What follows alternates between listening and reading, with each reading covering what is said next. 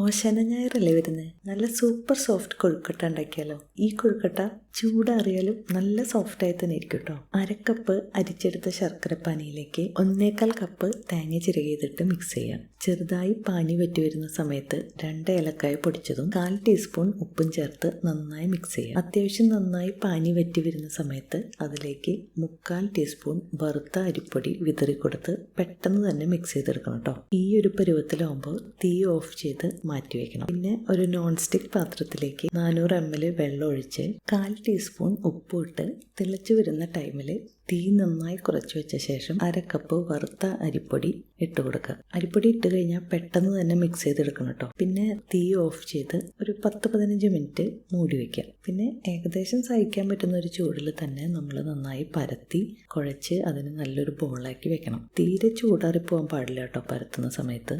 ഇതാണ് കൊഴുക്കട്ട നല്ല super soft ആവാൻ ഞാൻ ചെയ്യുന്ന സൂത്രം. പിന്നെ കൈയൊക്കെ ഒന്ന് നനച്ച് ഈ ഡോയിൽ നിന്ന് ചെറിയ ചെറിയ ബോൾസ് എടുത്ത് ഇങ്ങനെ കുഴി ഉണ്ടാക്കുക. ഓരോ ബോൾസ് എടുക്കുമ്പോഴും മെയിൻ ഡോനെ മൂടി വയ്ക്കുന്നത് നല്ലതായിരിക്കും, അല്ലെങ്കിൽ ചിലപ്പോൾ അത് ഡ്രൈ ആയി പോകാൻ ചാൻസ് ഉണ്ട്. ചെറിയ വലുപ്പത്തിലുള്ള 14 കൊഴുക്കട്ടയാണ് കേട്ടോ ഈ അളവിൽ നിന്ന് കിട്ടിയത്.